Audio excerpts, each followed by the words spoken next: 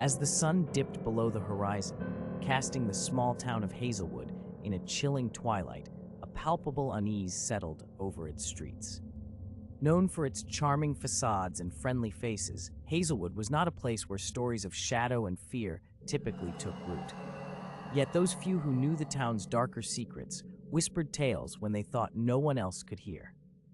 The centerpiece of these hushed conversations was the old Adderton house, a decaying Victorian manor sitting at the edge of verdant hollow woods.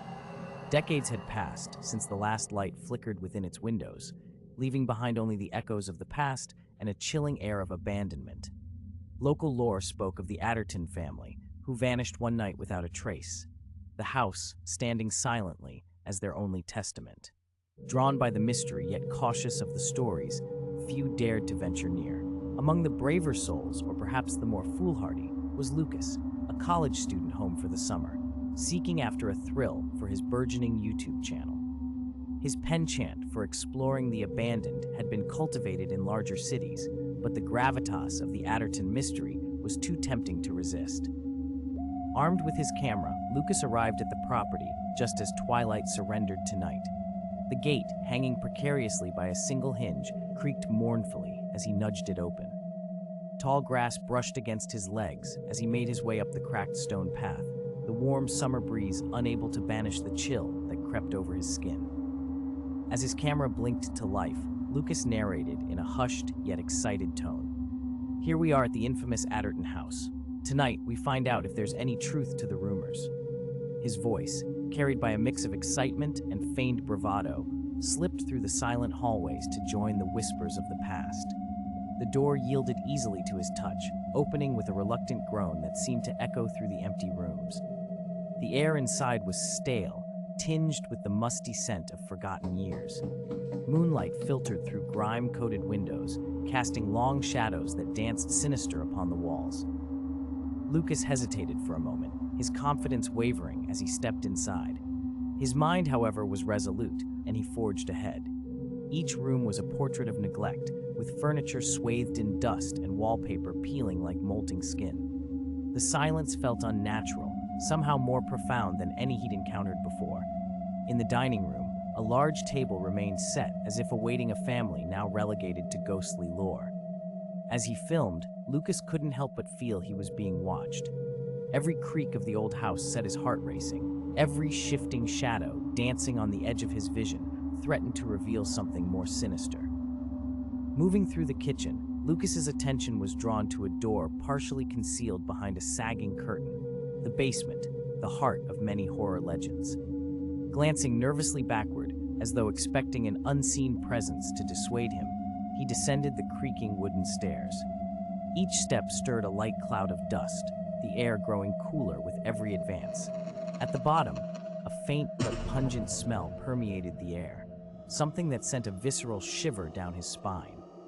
The light of his flashlight swept across shelves of preserving jars, each filled with unidentifiable objects in murky liquid. It was then that Lucas's camera light caught a glimpse of something chilling, the beam reflecting off glass.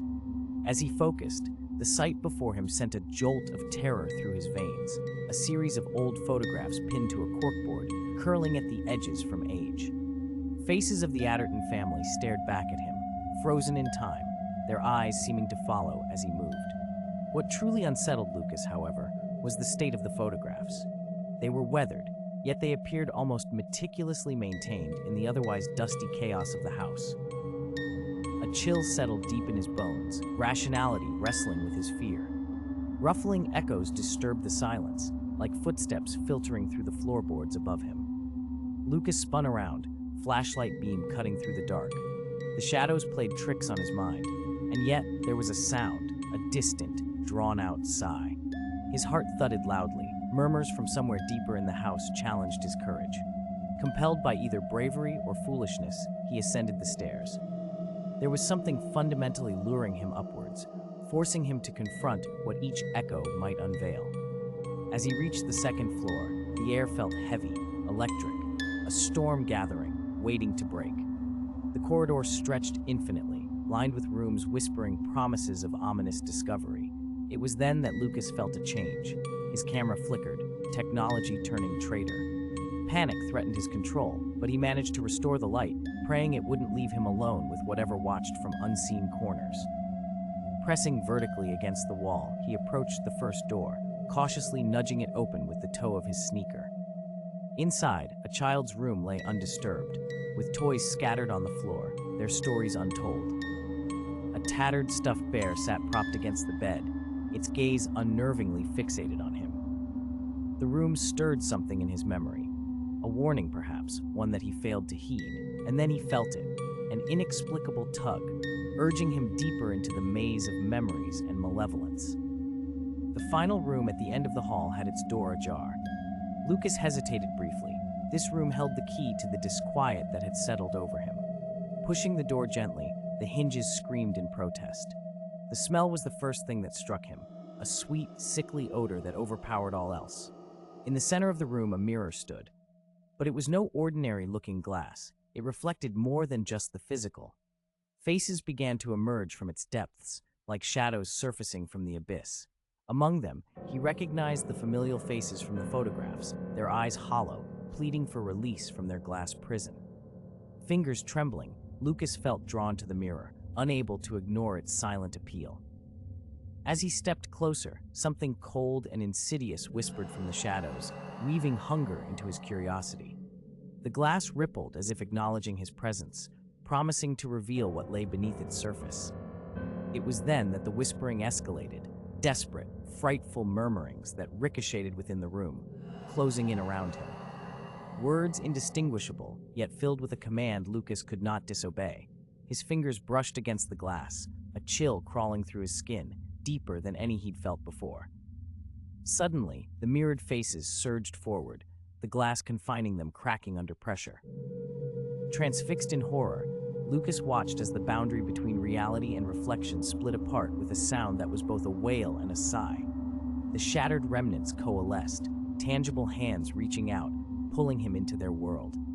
His scream was caught in his throat, drowned by the crashing waves of past and present colliding. The house reverberated with another sigh, as if expelling air trapped for eons. The whispers stopped, leaving only the profound silence of a house swallowing him in dark embrace. Time slipped by unnoticed, until the camera, his one remaining tether to the real world, broke free from his grip, clattering to the floor. Its light blinked once, capturing the fleeting moment before it flickered out, the roots of a new urban legend finding fertile ground at Hazelwood. In the months that followed, Hazelwood returned to its quiet existence, the legend of Lucas, a young man lost to time and shadow, adding to the whispers of the Adderton house. Videos filled with grainy footage circulated online, the story of his last adventure, spinning a web of fascination and fear. People often remarked about the final frame, an image frozen in idolite, terror caught in an eternal dance. Yet no one could explain the eerie clarity of figures in the background, faces long lost to time, reaching out from places they should not be. The Adderton house, reclusive, brooding, stood its silent watch on the hillock, the whispers behind its walls promising secrets merely waiting for those brave enough or foolish enough to understand.